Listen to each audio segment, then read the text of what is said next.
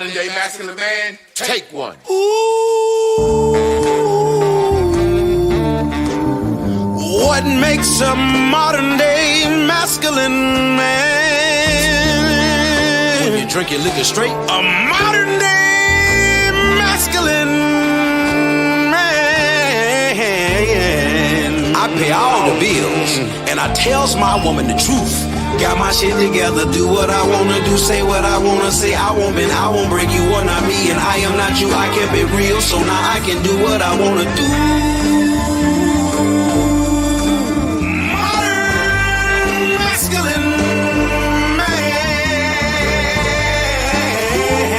Welcome to Man School.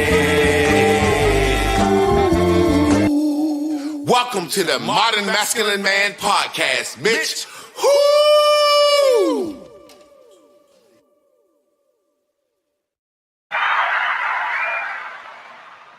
Yes. That's one of the first time I really just sat down since I made that and grooved to my little intro. That shit is riding. Sure. What makes a masculine man? And you know, it sticks in my head, that song. It's so funny. I drink my liquor straight and I tells my woman the truth. And that's so funny because that's going to go with our topic tonight. Mm-hmm. Telling the truth. Man, how y'all doing? Welcome to another Wednesday with me and my co-host, Carla, Nicole, and we're ranting and raving. And I want to give a shout out to our sponsor, Spiritual House Save, antimicrobial. Ooh, I hit that boy. Ooh, antimicrobial. Ooh, I hit that boy. It's antimicrobial. It's good for spirits. It's good for cleansing your lungs. So many things. Sound check. Do we got volume? She said we need a sound check. Sound check. Testing 1. Yeah, Miss Denise, she gonna get us in there. I always tell her, tell us, do we got volume? Look like we got volume, so I'm pretty sure if we don't have volume, she might just be telling me. If y'all can hear us say yay, yay. Yay, yay, please. Yes. So as we do every week before we get started, I always ask you, because it just seems courteous, because I haven't spoken to you and people don't understand that we just be doing this show on the fly. So how has your week been going? It's Hump Day Wednesday. I don't know why they call it Hump Day, but I guess it's in the middle. You're going over the hump into Friday, right. You know. Okay, yeah. That's it. You ready to get your mind blown what I did yesterday all day? Yeah, go ahead. I wrote my next ebook. Oh, wow. How fast? That's what I need to get into, ebooks. Yes, it makes sense. My next ebook is called Painted Him Ugly. Painted Him Ugly. Yes, sir. It's another very good, wholesome book for the gents that I coach and that I move to enlighten and get them more aware. I think that love affairs get better the more aware the men understand, and even women, you know. So Painted Him Ugly is about how women have a tendency to target a man's reputation if she's not in a good, healthy psychological space in her love affair. And so I give men the understanding behind, why does this happen? I thought everything was good. Next thing I know, you know, she's not really looking out anymore, and actually trying to destroy. Yeah, you know, that's funny. When I first got with my wife, I would whenever I would have to check her or teach her, I was like, if I didn't care, I would just fucking fuck you and leave you alone. Like, I'm teaching you something because I think I want to be with you. Right. And I used to always say, there go that monster again. Like I would always say, you're when you're regurgitating how you feel back to me, you're drawing me as a monster. And I was like, I wouldn't want to be with that monster. I would always say it. And it was my way of waking her up. Like, you want to be with that monster? Right. Like the image, what you're telling me that I do or how I make you feel, or you feel as if though I'm taking you through boot camp. You feel as though you're losing yourself. You feel as though if I think I'm right about everything, I'm like, damn, I would not want to be with that monster. And you always call him, and this is like in our dating stage. I'm like, you always call him chill, but soon as something ain't right, or if I have to correct you on something, there go that monster again. I'm like, I wouldn't want to be with that monster. No. And so that's why I called it painted him ugly. You know, I'm a poet. If you didn't, I used to be Poet Mystery. That's been around for years. I didn't know it, but I know it. You're a poet and I know it. So, you know, my poetic side, I wanted to give it a title that showed actually the artist is a young Black woman painting the man as, like, you know, scruffy and dirty. Yeah. I wanted that to be the draw to get men to see, like, why is she painting him like that? Why isn't she painting him in a good light? Well, read the book and find out. Before we get into that, you know what I'm saying? And I know you're going to go through some stuff in your book. I just want to dabble on that a little bit. I noticed that in every relationship that I have had, where I have had to terminate someone, I just blocked them from Facebook. You know what I'm saying? Because I don't want to look at your life. I don't want to see what's going on. And I don't want to know what you're saying about me. Right. So every situation that I have terminated, I would just block them from Facebook. And then people would start hitting me up and, you know, they saying this because, you know, I'm a pretty popular guy. They saying this, they saying that. And I would always be like, man, don't hit me with no news. I don't need to hear no news. You know what I'm saying? And it will always be a situation where they would be going in on me. You know what I'm saying? And this is the question I have now. For a man, I've never needed to go explain myself. You know, my granddaddy said, don't put no gas on no fire. Right. So it's a situation where I've never felt the need to go explain myself because, number one, it make a man look like a bitch. I put my second wife out. Right. She, you know, and for a year and a half, she ain't saying nothing. Everything's good. We communicating. You know what I'm saying? Blah, blah, blah, blah, blah, blah. She had to go look after her parents. Then after a year and a half, and you want to come back, and I'm like, well, you still got to look after your parents. Your parents sick. Like, you know what I'm saying? It's like now all of a sudden people are sending me, I survived Quartz Drive, and I was held hostage. And I'm like, but people watching you fly back and forth and handle business and watching us take trips and watching you and Chris hang out, sisters, and da-da-da-da-da. And it's like a situation where it's like, I never feel the need to get on the internet and start explaining back because that make a man look like a bitch anyway. Right. That's in man culture. But number two, I just feel like people deep down know if anybody was with somebody 5-10 years, that they was happy at one point. Right. And that's like a fucking hen leaving the roost. It's a hen leaving the roost. Of course she's gonna cackle and make up a story. Why is that? Why do women, like, since the title of your book is Painting Them Ugly, I want to know that. Like, why is it that women feel like they need to expose to the world? We broke up and I'm finna get on my celibate kick and turn into a queen again. But I got to let you know how dirty this motherfucker was. But in the process of explaining how dirty the man was, you besmirch your own character. Like, he didn't bathe. He didn't wipe his ass. And it's like, you was sucking his meat and he ain't bathed and he ain't wiped his ass. You know what I'm saying? Like, why is that? Well, part of the reason I wrote the book was because I got motivated by a pastor that was moved to get married. Of course, there was a scenario where they got pregnant before the marriage, so he was kind of in a rush.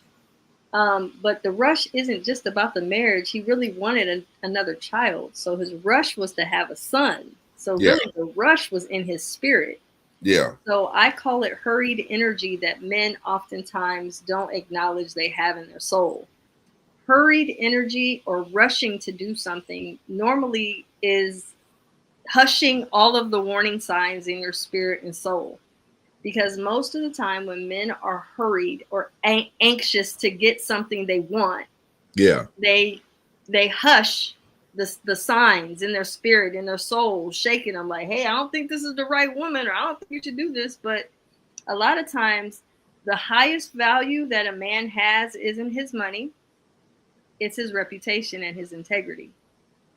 And any woman that knows you or is involved with you, the closer she is to you, especially if she's in your bed and in your home and raising your children, a lot of times those women, unhealthy women that are with you, that aren't with you because of love, but with you because of they want the lifestyle, they're wanting the perks you come with. A lot of times those women have a tendency to understand that your highest value is your reputation. And so they begin to target that reputation so they can chip away at your integrity that you have amongst everybody else. Yeah, you want the world to think he's a fuck nigga. Yes. Absolutely. And this is because she get that. Well, this is because she is not in purpose. So in order for her to dim your light, she begins to highlight your flaws. That becomes her purpose. Is because I've always said, before the internet, women do it in small towns. They would tell the whole town what happened. So this is why me and my husband ain't together. I always looked at it as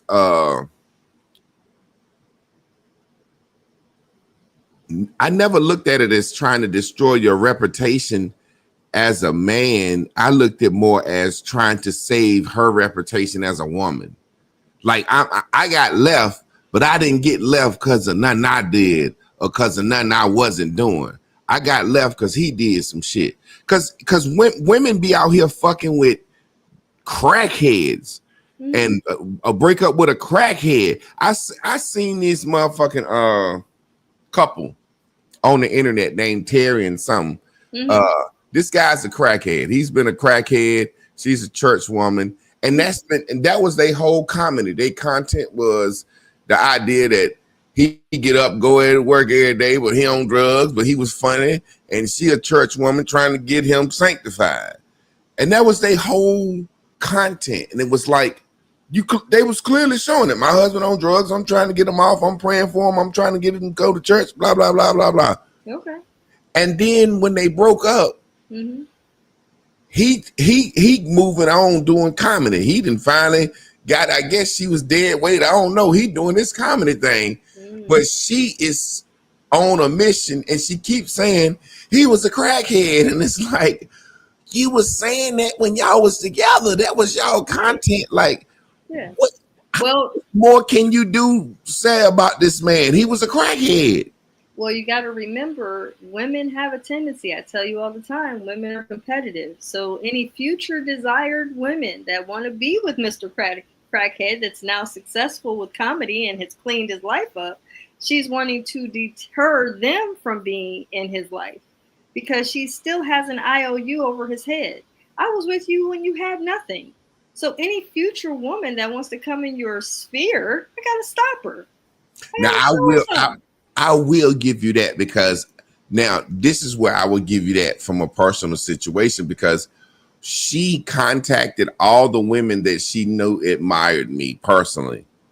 And all these women hit me up personally to tell me that she contacted them. And it was a situation where women don't realize when you contact a woman to make sure she don't fuck with a guy, it makes that woman want to fuck with that guy more. Because a woman ain't nothing genuine about. Bitch, you ain't nothing you genuine. You trying to keep me off some good dick and some funny good times. Because I know damn well you ain't being genuine, because a woman won't tell a woman where she got her wig from. Girl, you always got some nice wigs. Where you get that wig from? Honey, child, I don't know. My husband got that from me. Some girl down at the swap meet be stealing. If I can find her, girl, where you get your hair cut at? Girl, where you get that dress? Oh, that's some good weird shit. A woman won't tell another woman where she got her nails at for fear of a competition. No. So you know damn well if she call you talking about, now look, I know you admire him and I know you admire him. Really, I see you liking and hearting all this shit and saying little slick shit. Mm-hmm. So I'm gonna hit all y'all up, and these women gonna hit me up and tell me what you said, and it's like, wow, you trying to damn fuck up anything potential, and I don't even like these women, but these women admire me, so I definitely can dig that. That shit is funny to me. But it's very true and honest. A lot of these women, they have an issue with your future possibilities, probabilities, your options. They got to cock block everything so you don't get no action. I don't even want you to earn. Lost.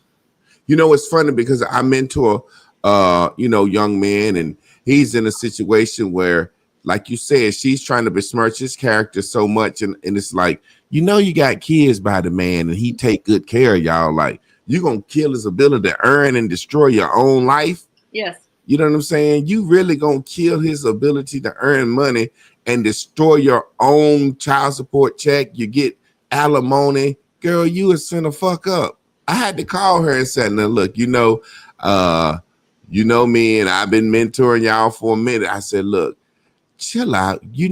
That's how he make his money. You get alimony, you get taken care of good. He pay your mortgage and stuff for you. You better chill out. You finna fuck this boy money up." Yeah, but and people think he's so. But y'all broke up. Y'all broke up now. See, that's what I'm saying. The biggest problem within the heart of a dysfunctional, purposeless woman is that she has no true understanding of how important it is to have gratitude. Appreciation Listen, his reputation is going to affect his ability to still take care of you. But because she's so hung up on him winning or being in competition with him, she can't see it. So she's painting him dirty. Yeah, that's what I always used to tell my wife. I used to say, "Baby, I don't need to win.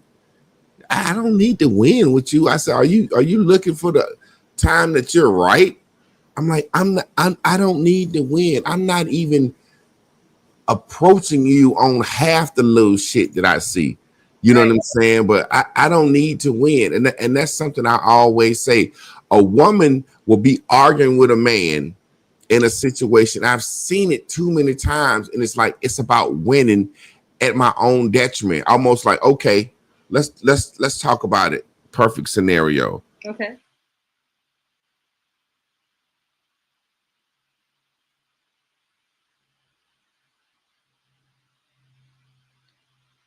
I think you're frozen, sir.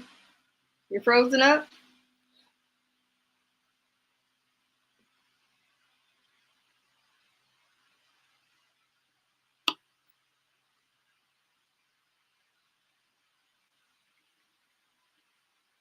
Well, while he's a little bit frozen there, maybe he's having some technical difficulties. I will just also piggyback off of how important it is that we pay attention to the fact that, it's not necessary to be in competition with an ex. It actually, let's go back to the beginning. If in the beginning of the relationship, you truly had a love and truly had an admiration, a care, children, relationship, marriage, partnership, or whatever with someone, the way you end it, especially when you exit out of that love affair, it is very essential that you leave out of that affair in a loving way. Because I always say, the man or woman you started with will be the one that you end with. Normally, when we get out of a relationship, we'll really get to see the true person of how they felt about you. I say all the time, when you divorce someone, it probably wasn't conceived out of love. But when you dissolve a marriage and you say, hey, I'm not here for this, we just didn't work out. I wish you well. I wish you well. Let's part ways and have a clean cut. That shows that there was a care to begin with. And this is what we're going to talk about tonight. But okay, you got your connection back. I just went out in the middle of a point. But yeah, it's crazy because I don't know why that did that. I'm hooked up to an Ethernet cable, so I don't know why. Huh? Yeah.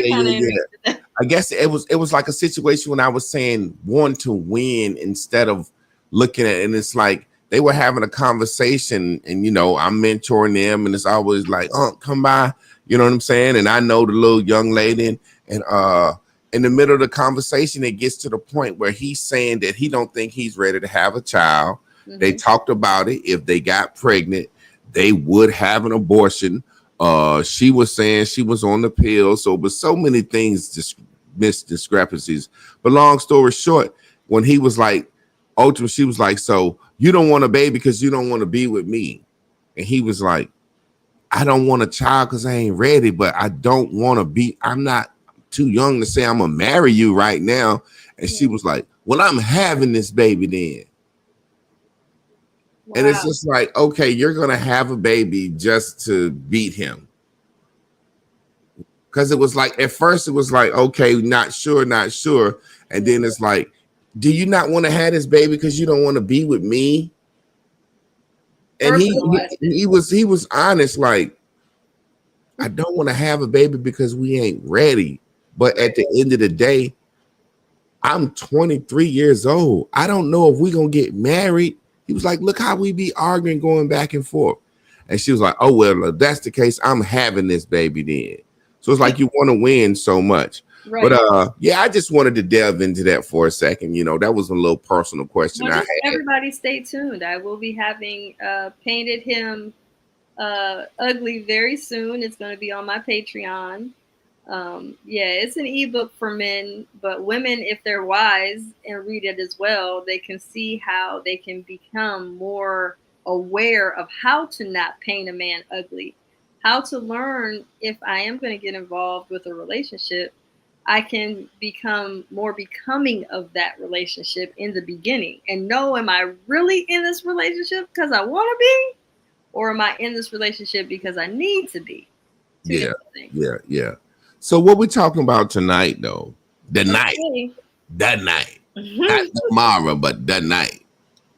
So everybody, I just say yes on the comments or whatever. There's this hot scandal that's been going around and around about this CEO that happened to be caught at Coldplay, and when the camera in the stadium goes around, like the kissing camera, goes around, and it exposes that this man that's a very well-to-do CEO, married, mind you, is in the stadium with a lady that is not his wife, and they're on there, and she's looking terrified, and he's looking like, oh boy, I might as well take in this moment because my life's over.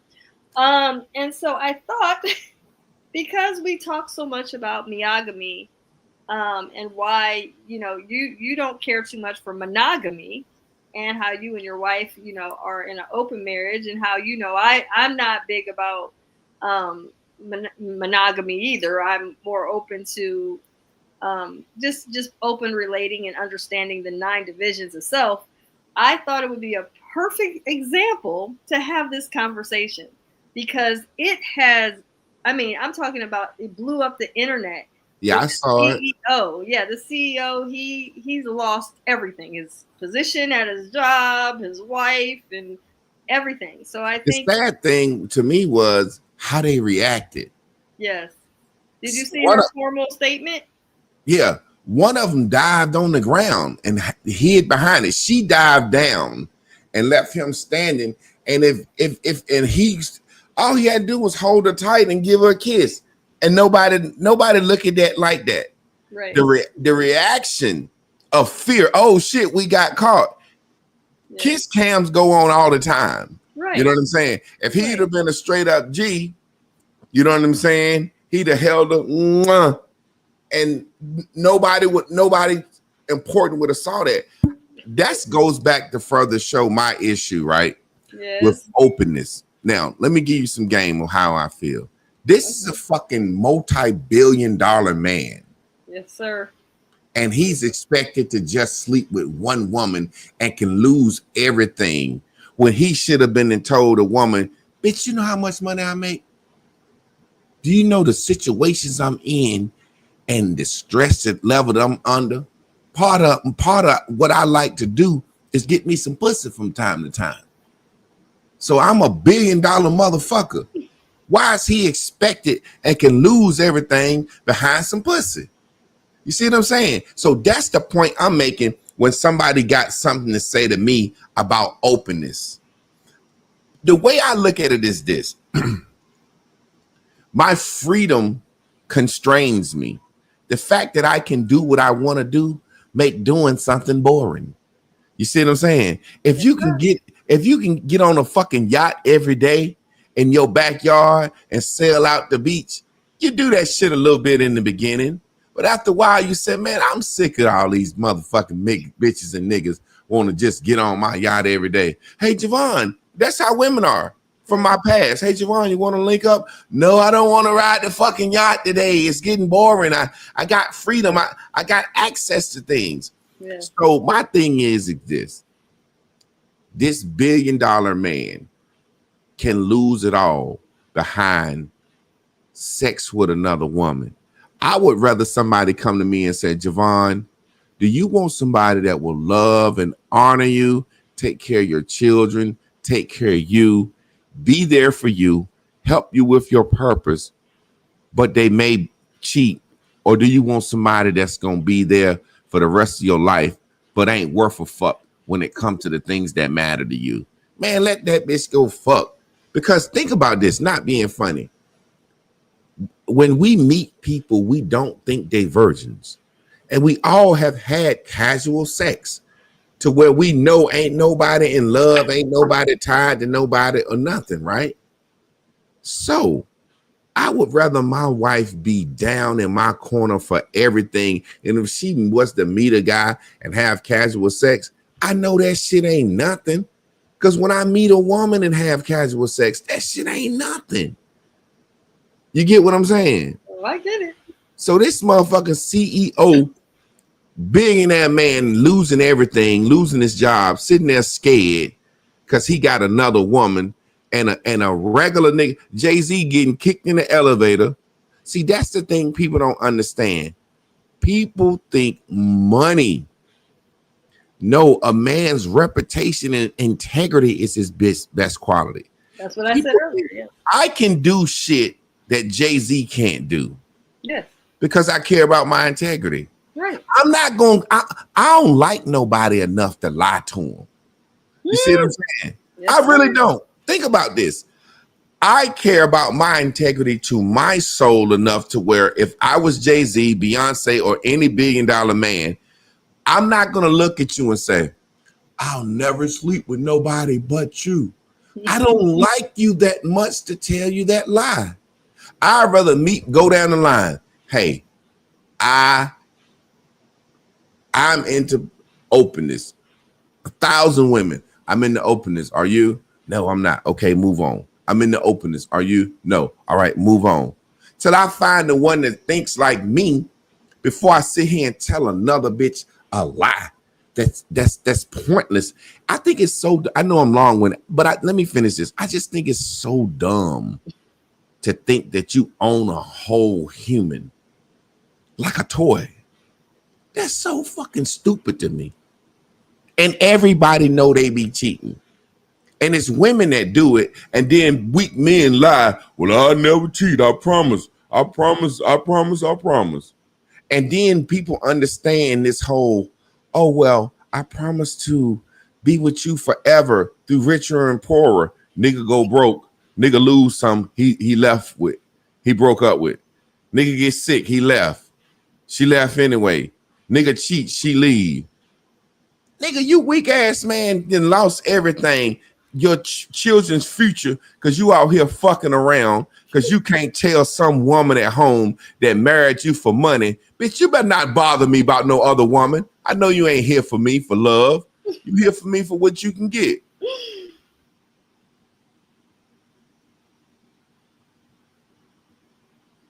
I'm gonna let you. Are you finished with that statement? Yeah, I just had to get that out. Like, fucking billionaire man. Or he must be a fool to say, I think I can love just if you're a billionaire man, Yes. it would be better for you to say, hey, listen, I'm gonna be a fucking Hugh Hefner bachelor my whole goddamn life. So if you see me, yeah, every now and then I'm gonna get some lawsuits like Shannon Sharp. But I ain't losing every goddamn thing. Right. Oh, Javon, you did this.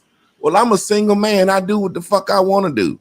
Right. Why would he get married and try to portray that image and risk losing that much shit, knowing you're telling some damn lies? Well, are you asking? Yeah, I'm just throwing it. It's hypothetical, but go ahead. You got the floor. I'm gonna be quiet for the next hour. No, I don't want to interrupt because I'm just saying. I know I can get, you know. You got it. My partner said I'm back to interrupting you, so I'm making sure you get all your.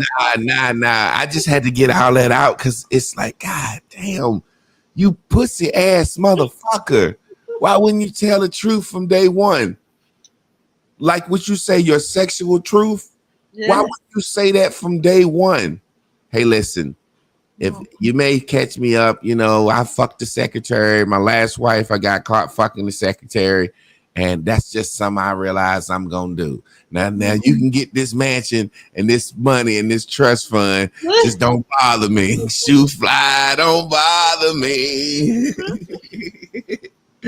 Well, I guess I'll start off with, again, stating something that I often say a lot of times is the rehearsal that we say to ourselves is oftentimes scripted.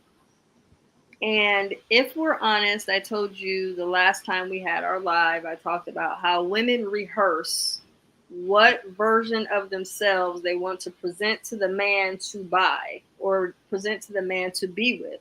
So they've been practicing in the mirror, practicing the mirror, not the physical mirror, the mirror in their soul. They like to practice and rehearse over and over and over again. I'm not a liar. I'm not this. I'm not that. I'm a great woman. You'll love to be with me. You won't want anybody else. I'm your everything. And then what we do is we present this so-called version of self as a woman. And then when we get in there and we find out that this man will say, okay, I'll be monogamous with you, but do understand I have a healthy, huge sexual appetite. So understand, I'm going to come home from work on my breaks and on lunchtime to hit it. So be understanding of that and understand, since I'm going to be monogamous with you, you're going to have your legs up quite a bit of the time when by us being together. So you don't get no breaks or time off. And a woman will say, oh, okay, that's fine. And then all of a sudden there's a bunch of excuses. And then the excuses come and come and come and come. But a woman will rehearse that she's going to be all you need because let me ask you something. That sounds good. Is that, like you said, because a woman is like a black widow spider? It's like saying, okay, well, I'll be everything you need. Yeah. But once you marry me, I can cut this shit off because I got you legally now. Yeah. So, we pretty it up.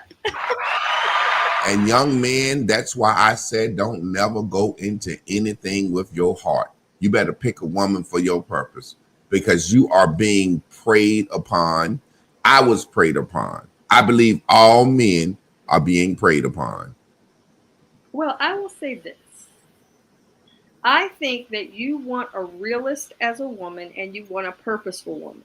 If you have a woman that is not on purpose and she's not a realist, you're going to get a woman that is going to rehearse her version of herself to you because she wants you to get on and be all hers.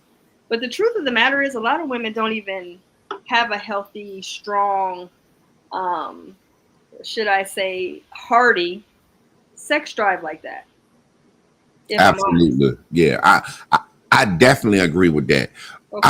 I wanna say this again. Like, I'm having these epiphanies as we have these conversations and hearing you say certain things. It's like, literally, young man, if she's around you, you're being preyed upon. She has no reason to even be in your presence if she cannot prey upon you. I promise you this. Now think about this. What you just said, this person that you're creating and you're prepping is never who she truly is. Because we're not taught to learn about our sexual truth either. But she's going to reveal to you who she really is at some point. Yeah. And it's not going to be before she got some hooks in you some way, whether it's a baby or a legal marriage. Yes. So you're being preyed upon. So that's why I'm saying, please, young men, pick your woman with strategy.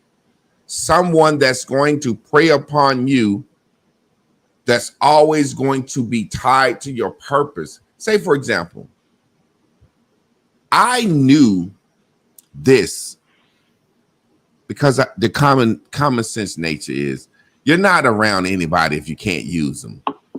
If you can't be used, you're useless. So I'm a realist. I knew what the things my wife wanted to use me for. I knew that. And I knew exactly what I wanted to use her for. Okay. It just so happened we sat down and discussed that and discussed purpose. So when those times came, when she started revealing herself, it wasn't about love. It's about, oh, so you do this. This how you act when you don't get your way. Cool. All right. Oh, well, we didn't already discuss. It's about purpose moving forward. So we can go from husband and wife to best friends to roommates at any given stage. And we discussed that up front. Right. So that's why we can still be together, because the funny thing about it is when a woman is using you for something, you want to be used for whatever that is.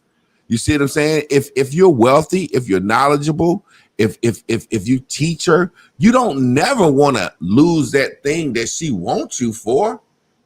You actually want to gain more attributes for her to want you and desire to be with you more. But the fact of the matter is, you're being preyed upon.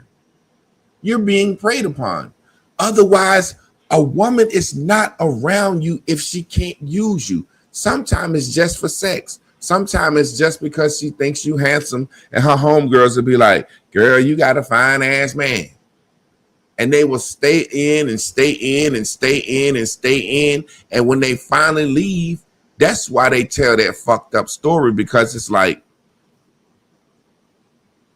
I used this man and I've used him up. I don't want him anymore. That's that practice thing. You said it, in the mirror of their soul. In the mirror of the soul. You gave me the words to express it. We broke up.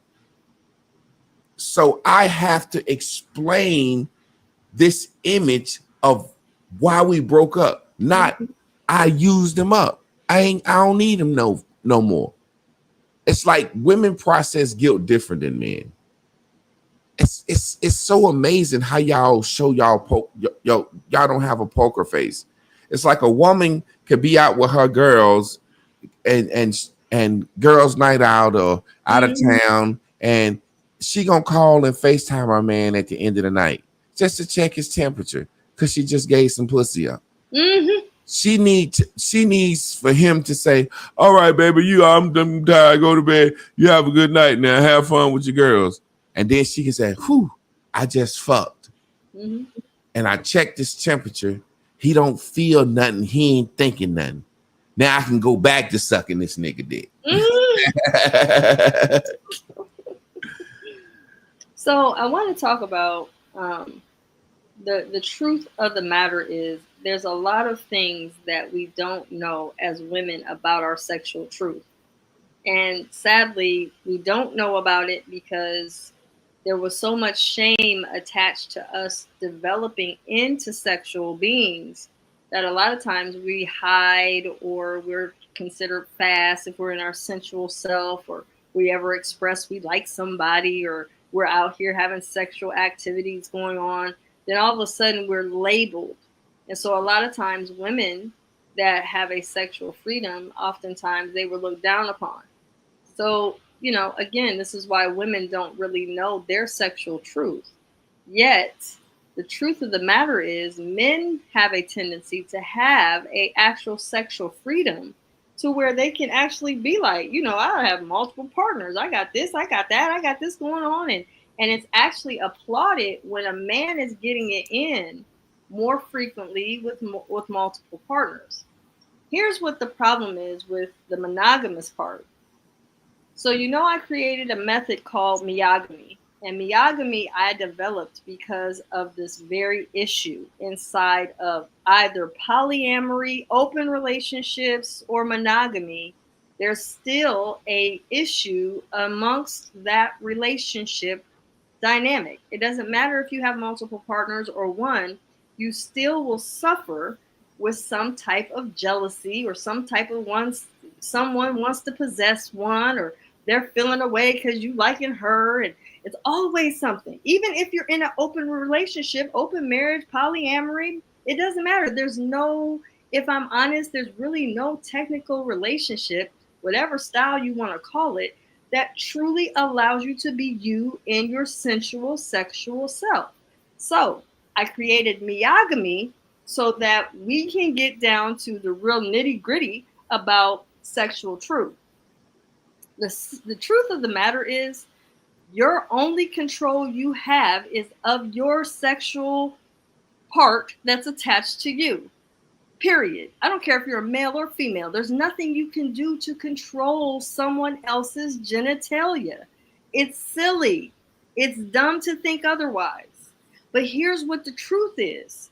Start sitting down and observe inside your spirit and soul, what is my sexual desires and what is my sexual truth.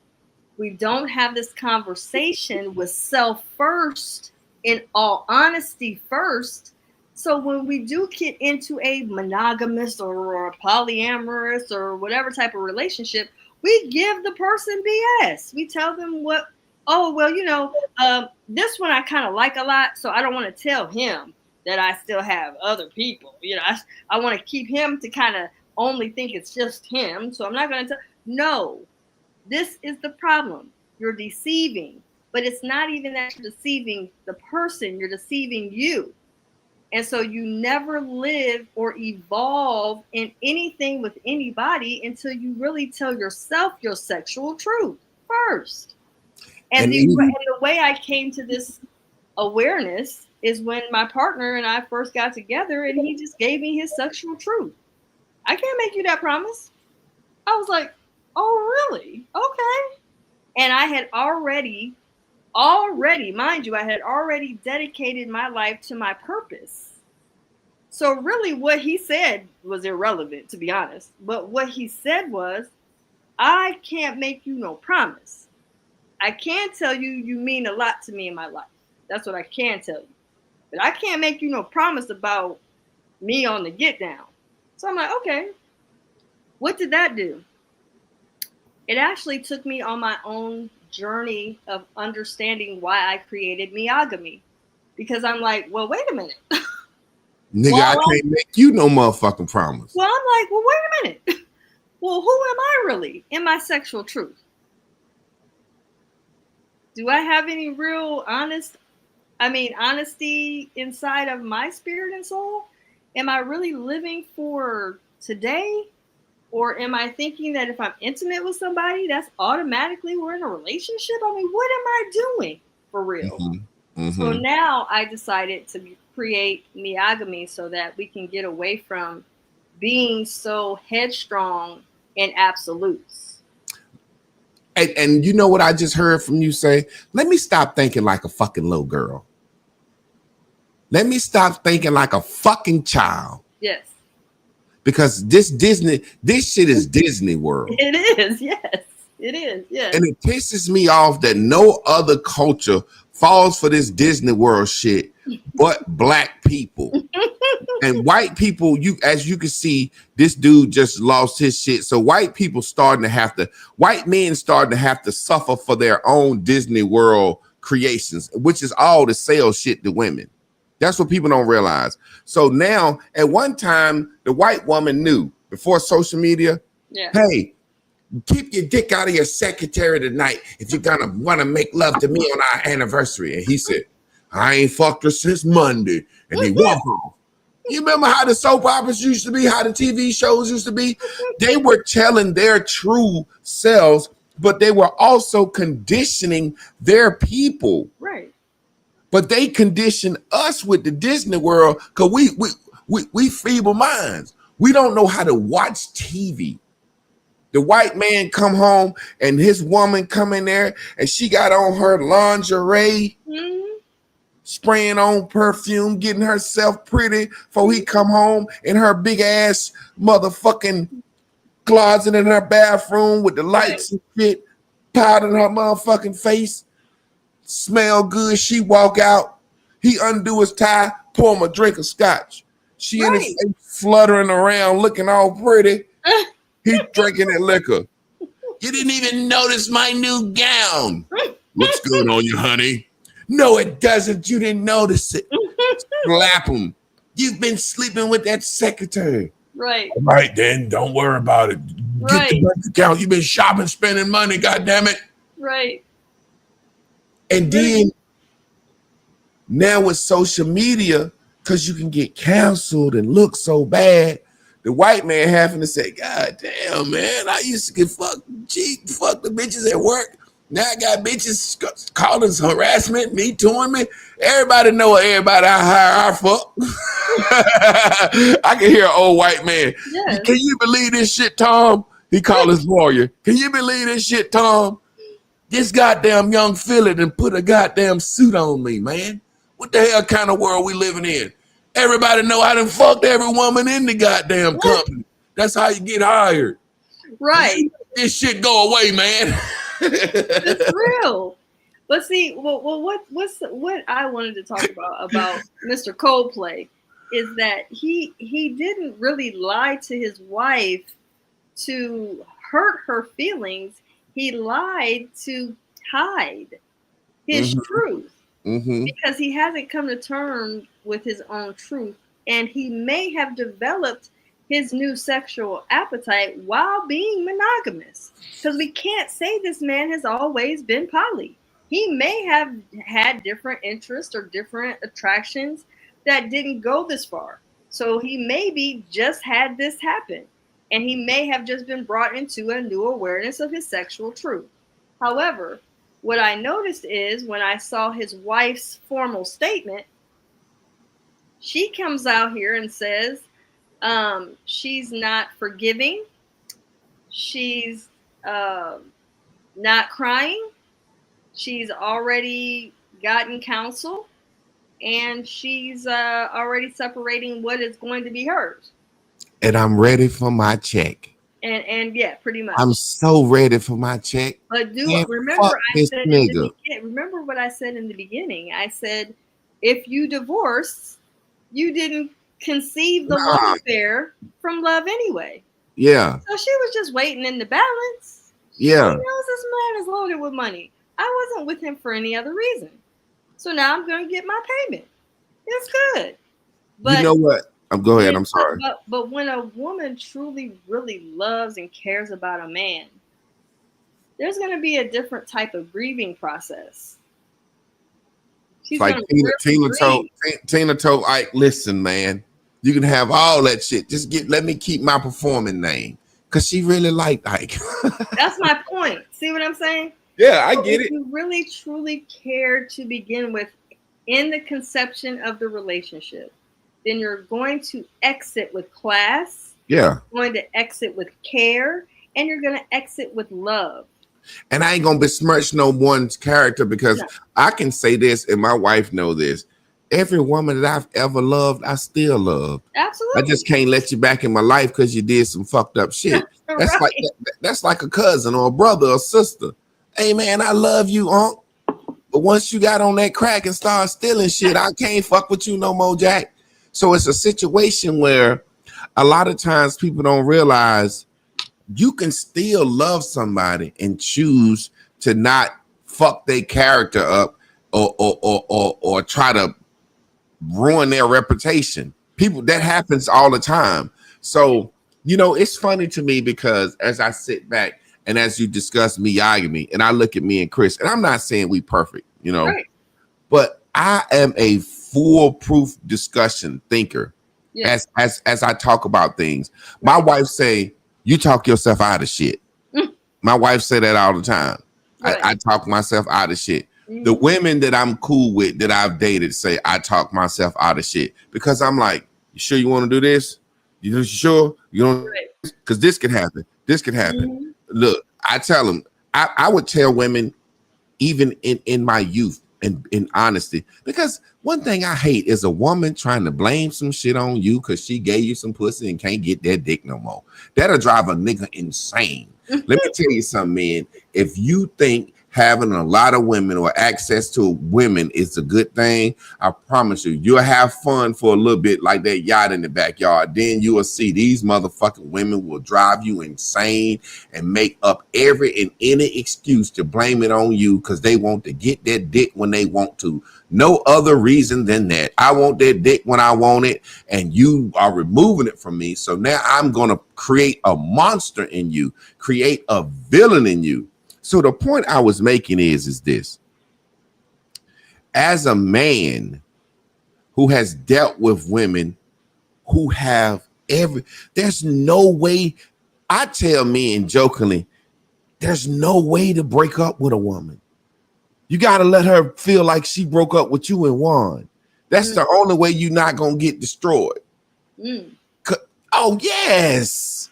Yes. Okay. You got to let a woman think she broke up with you and won and moved on and made you call Tyrone. Because if you put your foot down and tell a woman it's over, you don't got no access to me no more, she is going to try to destroy you.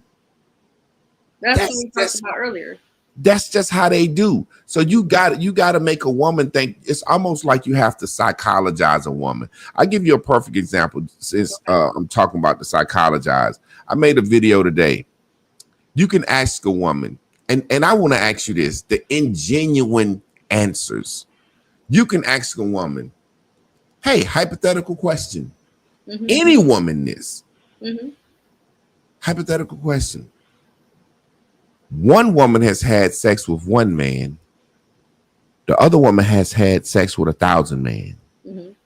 Who's more likely to have caught an STD? The woman will say to herself, now, obviously the woman that slept with 1,000 men, more likely.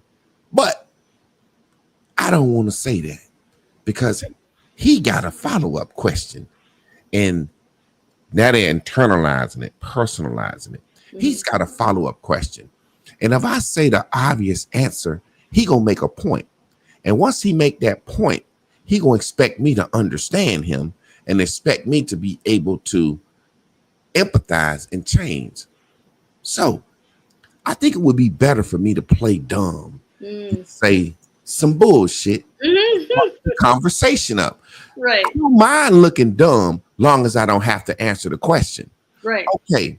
So the woman says, well, you would think because she only had sex with one person that she got less chance of an STD, but she could have been a virgin her first time and didn't use the condom. The woman that's had sex with 1,000 men, she protected herself. So I'm gonna go with the woman that got had sex with 1,000 men. She less likely to have the STD. And what it does is make a man say, well, damn, you fucked up my point.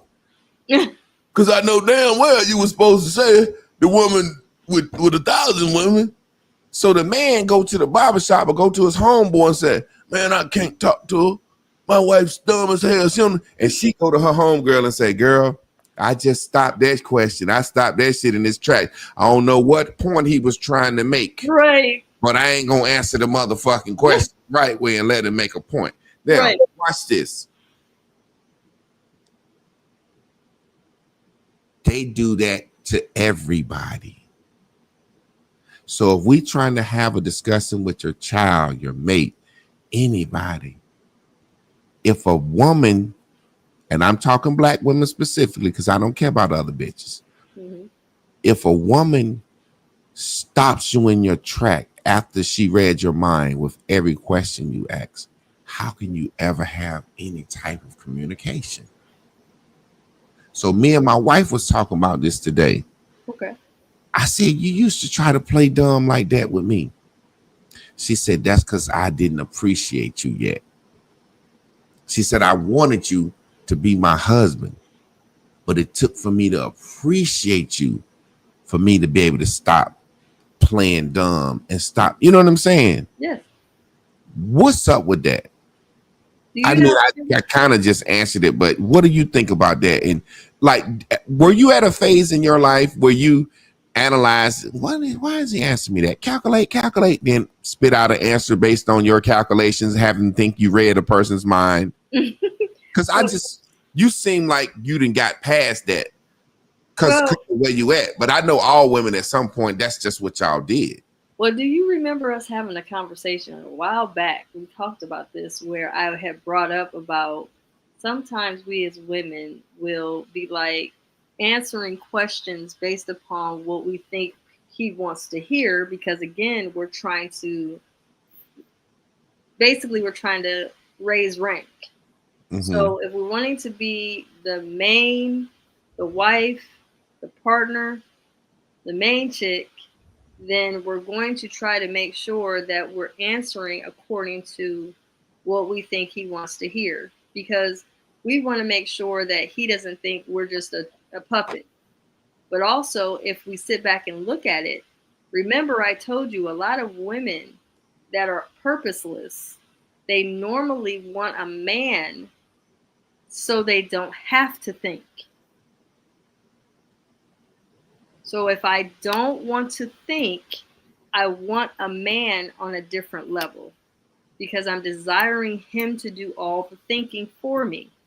If you can remember, we talked about this a long time ago. Sometimes a woman will be so about you.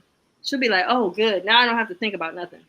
I can just do my shopping. I can go out with my friends. I can go to Starbucks. I can go, do this and run here and girls trips. I can be a little girl. I don't have to think. I can be a little girl. I can be, even just a woman that can have a blank mind. Yeah. And so that means it requires, when you're a productive woman, you are constantly thinking, constantly creating, constantly focused. Like I told you, I wrote a book yesterday. You're constantly trying to evolve, and you're constantly. He said, like I told you, I wrote a book yesterday. I'm productive, motherfucker. Hungry, just hungry to eat, hungry to be here, intentional in life. But when you're purposeless, it's easy for me to sound good. When I was, like I tell you all the time, when I was with my first boyfriend, and that was my first long-term relationship, he and I were together for 7 years. And my first boyfriend, he and I were together and stuff. And I was like, I was you got to remember, the purest form of my understanding of relationship. And in that pure form of learning love, there was a lot of mistakes I made. But one of the things that I'm proudest of is how I exited his relationship, my relationship. Also was honest with him when I got that tinge in my spirit that I'm not matching his vision. Yeah. That's so dope because men do that with women. You know what I'm saying? If a man not asking you to marry him, right, or to be in a committed long-term relationship with him, yes, you just ain't matching your shit. You know what I'm saying? Right. A man will give you some clarity. if a man care about you, he will give you some clarity because he don't want to leave you floating in the air because he care about you. Like you said, when your partner, you said what you said to him, and he said, "Hey, I care about you a lot, but you ain't gonna control my dick now. Now I can't tell you what I am and what I ain't gonna do." Right. I was talking about me and Chris earlier, and I was saying how I forgot to make my point of me saying I will overtalk myself out of things. You know what I'm saying? So when me and Chris talk about openness, we was always like, listen, shit can change. You don't know what you'll be jealous of. You don't know in your openness what you might go out here and get exposed to. Nope. You might want to start riding monkeys or some shit. And I'm like, I'm open, but you ain't said you was gonna fucking start liking goddamn animals. You ain't said you was gonna start wanting to get gang banged. You ain't tell me that. You know what I'm saying? So whatever it is, you get it. So I was just like, our purpose is to finish the walk together. Yeah. So it's like I was saying to her, anything can happen. Yes. Anything can happen. We don't put a relationship above us and our purpose. Right. Now you might fall in love with a nigga and want to live with him and fucking live with him. Right. Because I believe a relationship transforms. Like I said, we lovers. R. Kelly had the song, "Homie Love a Friend, Homie Love a Friend." It's like I feel like me and my wife, and I explain this in this house. There are times where we're going to be husband and wife, lovers, friends.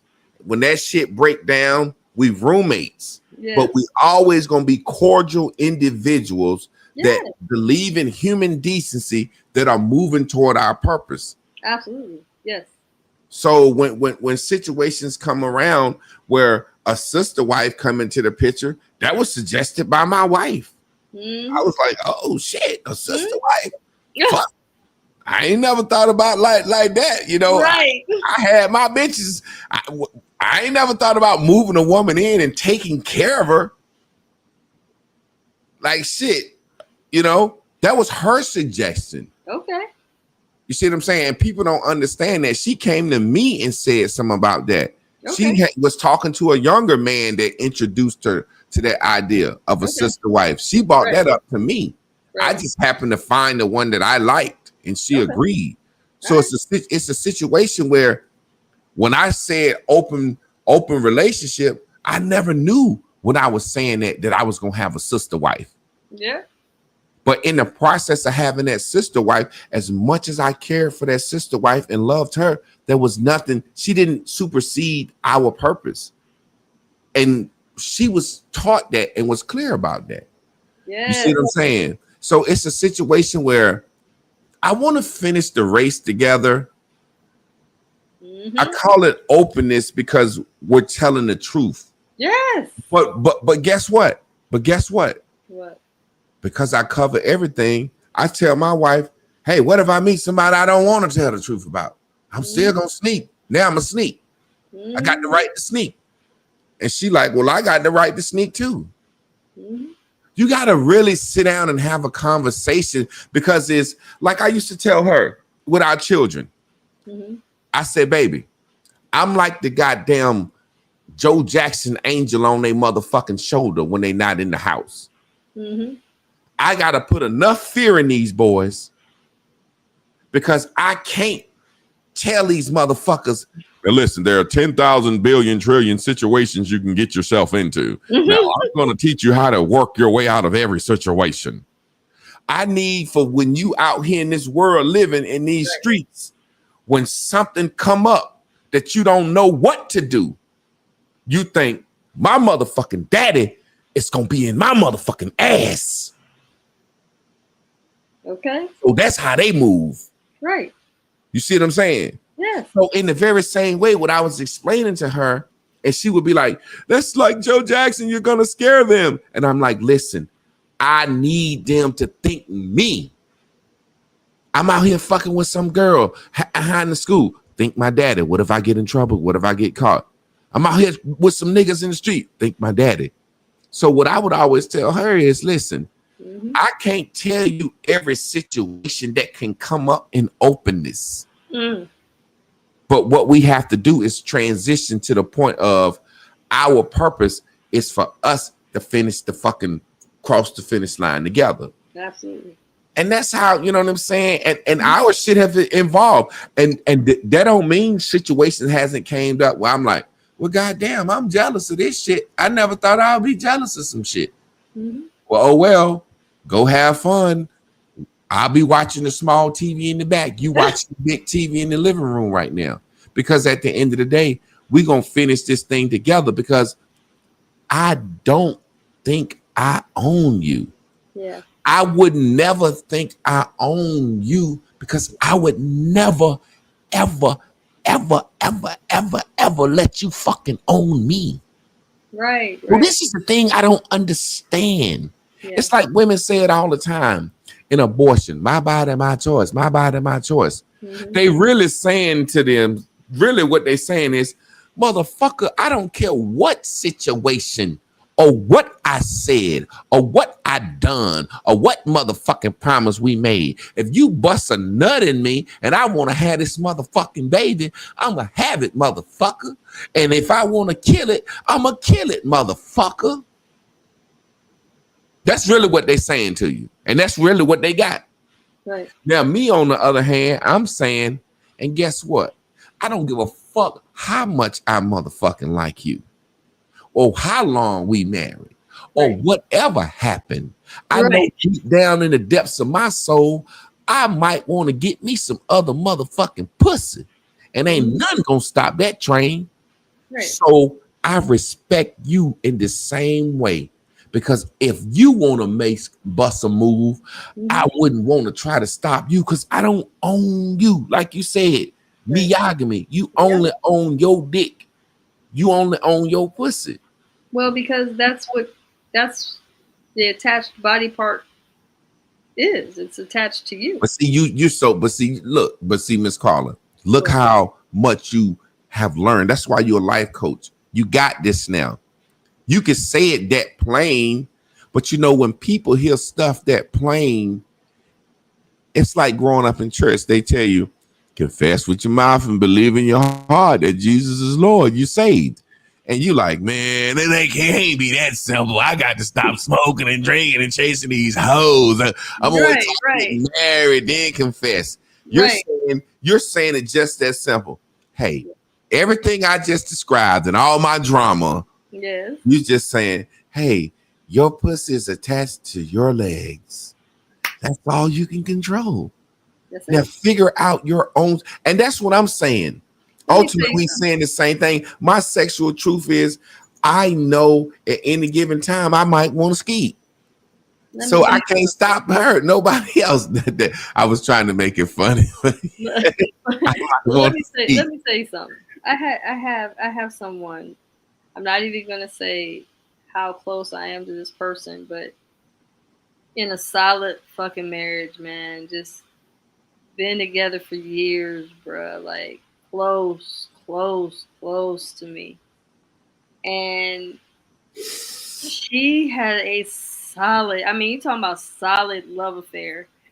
Not just because of the fact that they were married, but they just have a solid relationship, like you and Chris, you know, like me and my partner, like people where you're like besties, but you also have that wholesomeness. You got a love affair. You've been together for years. And, you know, sometimes I'm called to intervene for just getting somebody back on track. And so she comes to me, mind you, they've been in a solid love affair for years. Yeah. She comes to me with a lip gloss. And I'm like, okay. That's this other bitch. She must be young. It's lip gloss. What does this mean? I mean, what do you want me to do with this? And she just looked at me like, you know what it is. And I'm like, okay, so let me. You know what it is. I told her, I said, let me be crystal clear. you're not destroying your marriage over this. So what you're going to do, I said, you got about $70,000? She said, yeah, easy. Okay. I need you to go either buy or create your own little sensual space. You hear what I'm telling you? She said, yes. Okay. So what I'm going to need for you to do is on your way out, I need you to throw that lip gloss away. And I need you to touch back into your sensual self. Get back to your sexy. And you handle your business.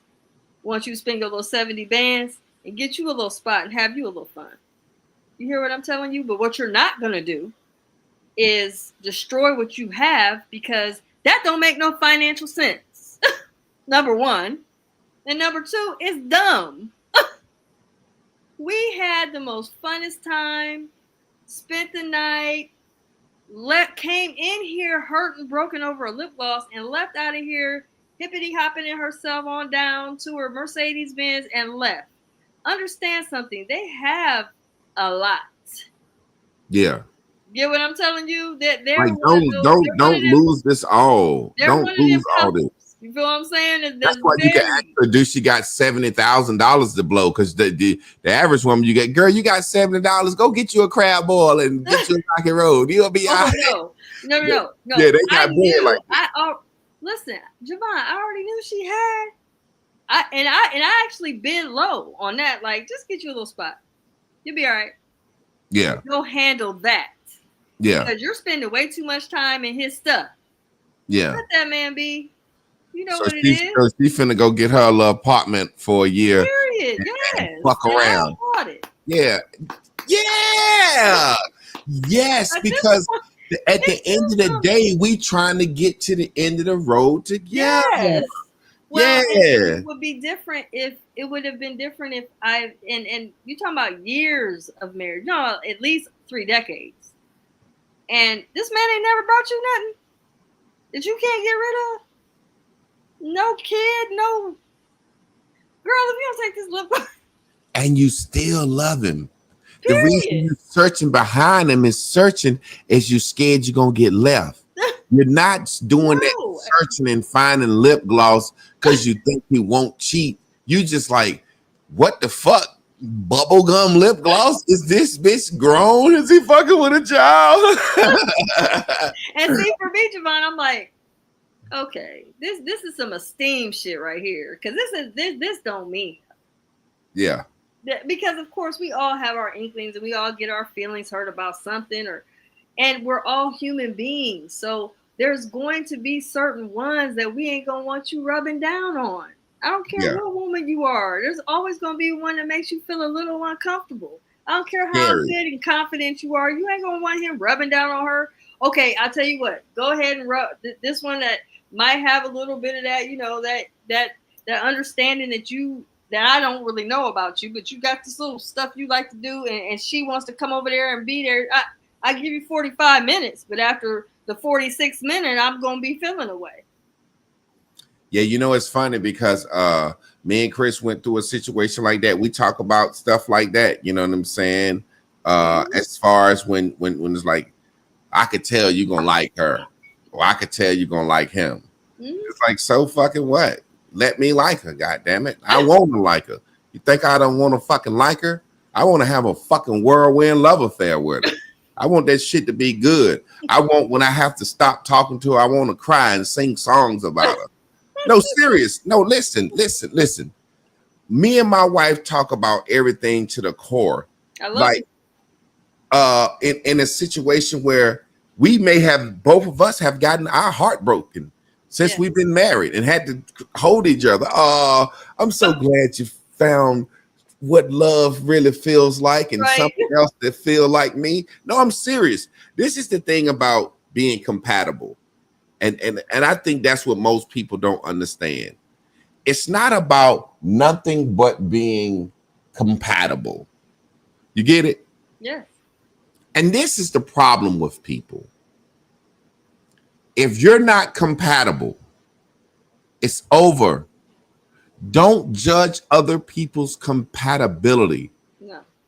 Me and my wife are compatible on a level of we sit down and we laugh. Yes. Like, I want a love affair.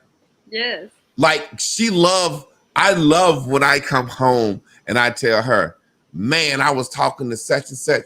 Man, I feel good. She understands how that feels because that's what she likes. Yes. She likes to be texting a motherfucker. Yes, of course. You know what I'm saying? I could be on the bed. I have been on the bed beside her and a person laugh while you texting. I said, what you laughing at? Oh, I'm texting my friend. Mm-hmm. You see what I'm saying? Whereas another couple that turns into, what you smiling while you texting for, motherfucker? And the motherfucker got to lie. Right. And they know you smiling because you're texting a nigga or a bitch. Right, right. You gotta get back at him. And no, I love it. Yes. I love it. I want to enjoy my life. Yes. I want to here. enjoy my life. People, I am the type of person. I'm here for a good time, not a long time. I want to enjoy my life. Yes. Chris wants to enjoy her life. Right. I'm not talking about just sex. I'm talking about, my wife said, I want to go to Africa 6 weeks. Go, have fun. Yes. When I want to do what I want to do, she said, go, have fun. That don't mean I don't miss you. Right. But I like you as a human being and respect and care about your hopes, wishes, dreams, and purpose enough to say, you know what? I'm old enough for my wants not to hurt me. You're going to be gone 6 weeks. Right. I want to enjoy myself. Absolutely. But what I tell people, and I hate to have to keep saying it, because I want people to have a shot at freedom. When you have freedom, it constrains you. When you know your mate is going off to do something and they choose to come back to you, and you know that, it constrains you. When somebody is not telling you, I own you, you can't do something and make you like them so much, you don't want to do nothing. I'm going to say it again, and that rhymed. If somebody is not on you, telling you can't do something, you don't want to do nothing. Right. Our human nature is to say, don't go to First Street. Where the kid going? First Street. Don't talk to her. Don't any friend. If I got a lot of friends, but this one friend, please don't ever mess with her. That's who I'm gonna want. Because you said it. Why can't I have her? Right. You're making phone calls.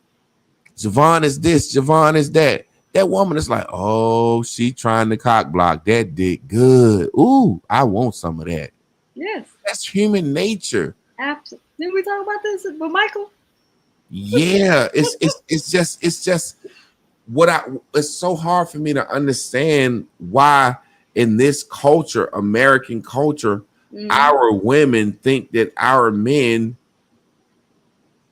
are not going to be men. And men in other cultures don't walk around chasing behind a woman. No. They don't be even having DNA tests like that. Fuck it. I don't give a fuck whose child it is, God damn it. I'm responsible for her life anyway. You know what I'm saying? It's just a situation it's crazy to me for someone to deal with anybody that they can't tell them the truth. I would not want to be with somebody that I feel like, that means I'm living a lie to be around you. Right. Every day I walk, that's like if I was to come out gay to Chris would probably say, well, that doesn't affect us moving forward to the mission. Right. Start using condoms because I don't want you to gay me up. You know, and like, you get it? Yes. So if my wife was to come out gay, I would be like, okay, well, shit, that might be great. Do you know some bitches that want to come by? You know what I'm saying? But the point I'm making is, your sexual truth. Yes. You had to know your sexual truth to even accept your partner. And whatever that is, you're happy and satisfied with life? Man, whew, let me tell you about Capricorn women. I think I told you about that. Not only am I a Capricorn, but I am a soul protector in my earth, my actual living soul protector. Yes, sir. In my living soul archetype, I am a soul protector. So I am going to be very possessive if I'm in my shadow self, right? So one of the things about crazy Capricorns, and I tell you this all the time, is that we don't want to share shit. We don't want to share nothing. We want to be underneath each other, and I'm all you need, and all that stuff that I talk about, that women talk about. Oh, I'm that chick, for real. Yeah. But I ended up, because I cut off all of that madness in my spirit from getting so dedicated to purpose, I ended up divorcing that side of myself. And so when he told me his sexual truth, I was like, really? Well, do tell. Oh, so you don't even know. You're not saying that you will or won't. You're just saying, I don't know and I'm not promising nothing. Okay. Now, what does that do that makes me introspective? Well, let me think. Now, what about me? What has my real sexual truth been? So now I'm going through I'm talking about when I started intimacy all the way up to now, what am I in my sexual truth to me? So I can understand me, so that now I'm no longer promising shit either. So now I'm more I'm always in my current self. I'm not in my yesterday version. I'm not in my tomorrow version or my yesterday version. I'm in my today version right now. So while I'm in this version of self, I can tell any man or any interest that I have, this is where I'm at. This is what I know about me in this moment, in this time, in this space. So now that I'm understanding that, because I'm ever evolving. I'm not saying I'm going to be this for life. I'm just saying for the right now, this is who I am. This allows me to not feel closed off to my evolution. So let me ask you two questions. First question, real quick. Okay. I want to put the two questions out so I don't forget. First question. In realizing your sexual truth, when a person tell you, I can't guarantee you anything, is there something in your mind that says, okay, I'm cool with that because I got my purpose anyway, and I like you, motherfucker? Number two, in saying that, did you just say in a nutshell, because you know your sexual truth based on today, you could meet a man tomorrow and you could tell him, I'm in a partnership with a man that I really like, and we have purpose together, but if you fucking can win me over, hey, his ass could be left. Is that what you just said? Because that's what I heard. So let me explain. So you in answer to the first question you asked me, would I be able to, since I am aware of my sexual truth, am I able to express that? Is that what your question was? Am I able to express? What made you be able to understand that if a man can't guarantee you that he won't be monogamous, that make you say, well, I could rock with you? Well, because was it his value or just your understanding of your sexual truth? Both. Okay. So with me having my own understanding of my sexual truth, I have an understanding and comprehension of him being in his truth, not being what I would say labeled as a monogamous man. So I can give him honor and respect of him telling me his truth. So okay. That's fine, because that would be actually matching to who I am. Yeah, like I like you, and I'm not gonna let the fact that you can't guarantee me monogamy affect me from dating you. Because now the second question, Miyagami, that's me. You said that's me on how I feel today, and that can change, it's ever evolving. So the second question I had was, in your thought process of Miyagami, if you met a man that was just handsome and y'all had the immediate attraction, do you tell him straight up, look, I'm in a partnership with somebody, but hey, shit, we can see each other, and if you win me, it's fair competition? How does that work? So I don't tell them that. I'm always very crystal clear. My partner and I already know we're going, like you talk about we're the long haul. Yeah. There's really no ending to the he and I. We already pretty much established that whatever development, if we become just friends or whatever, we don't even mark that. But what we do say is we're gonna finish the finish line together because we have a mission to complete. And that's exactly on the planet. Yeah. And that's so exactly. I have to be honest with any lover or interest or person that I'm involved with, or we can just be in a solid friendship where we cuddle and we're close. Like we could just hold each other all night and no intimacy, no sexual shit. But he's clear that no, there's a man in my life. So let's understand that.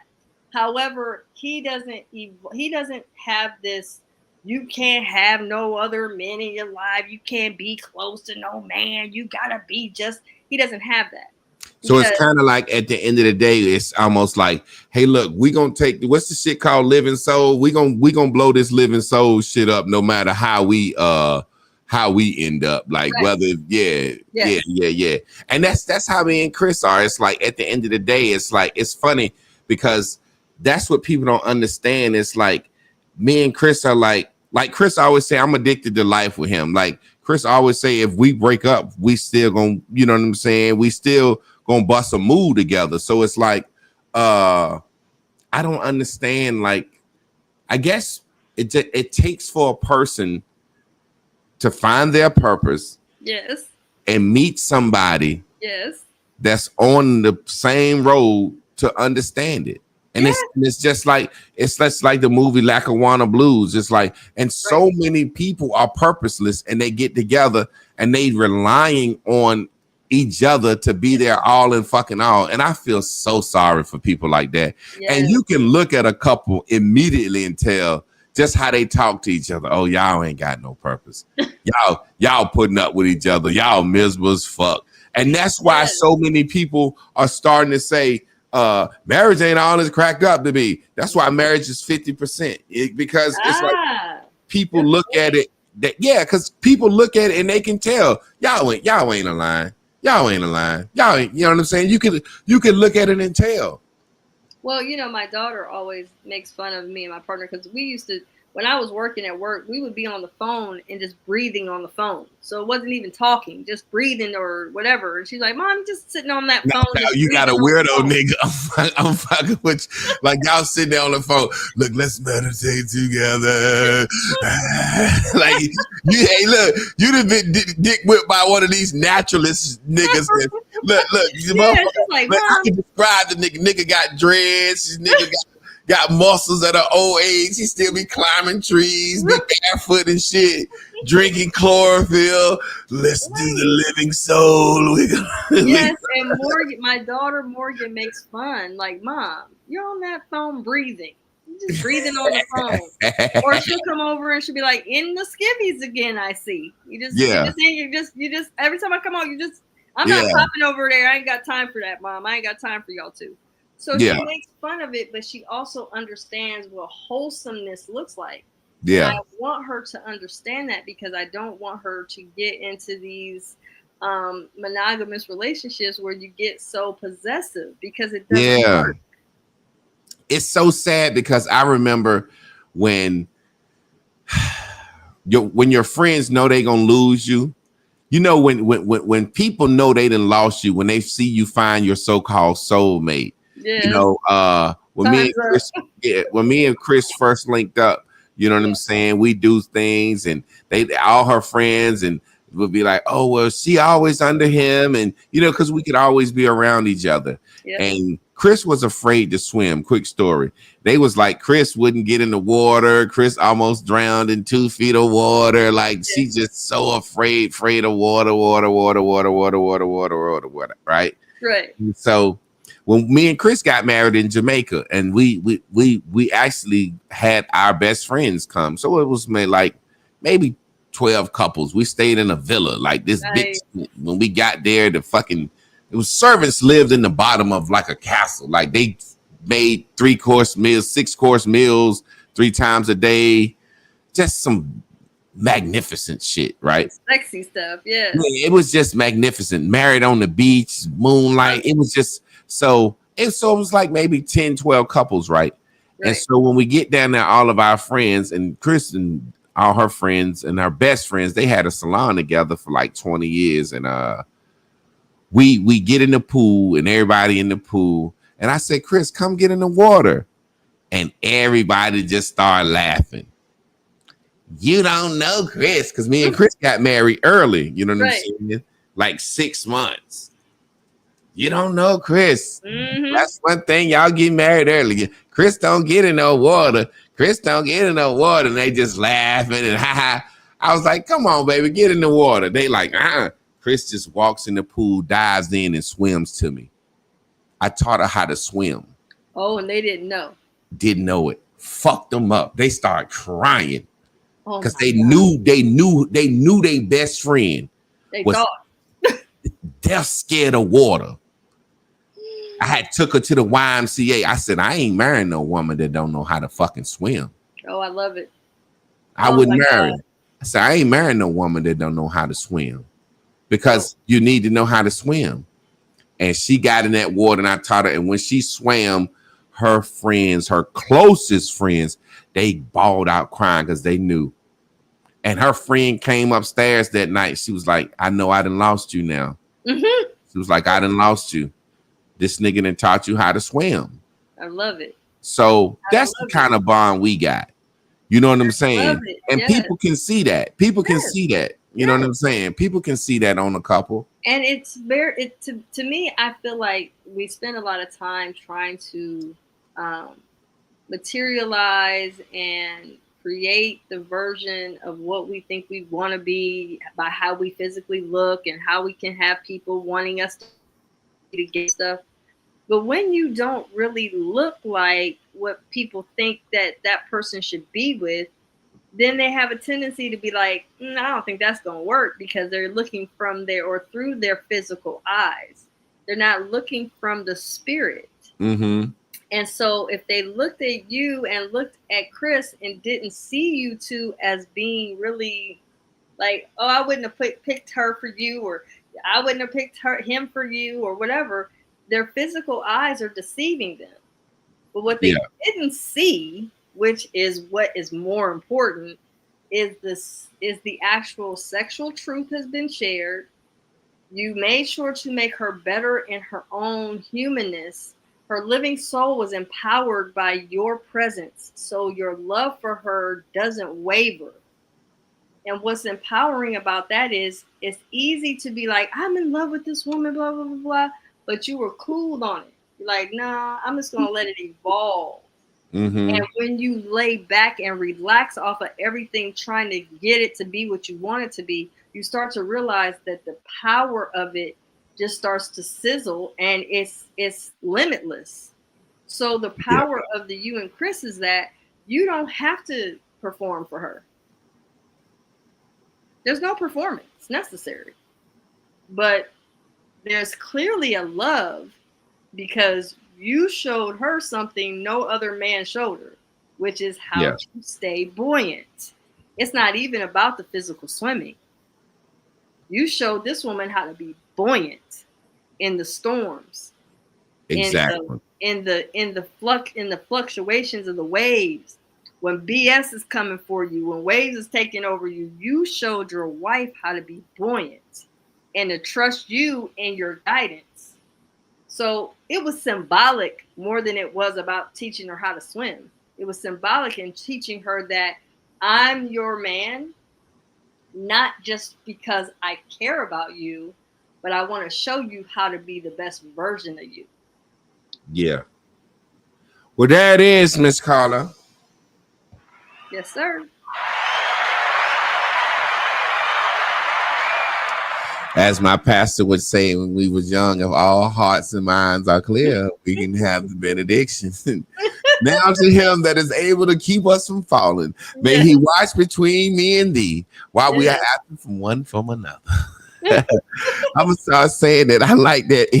You're so funny. And don't forget to make sure you guys subscribe to our channel, Ranting and Raving Podcast on YouTube. Please don't forget to join us on Patreon, Ranting and Raving. Make sure to subscribe because we're going to be doing very soon after rants so that you can hear our takes on what we think and what we didn't share on here. And then you can also intervene and tell us what you think in the comments. So we definitely want you to be a part of the community because we're not just here just sitting and talking. We're building something. So you better get ready. And you already needle and thready. Y'all have a good one.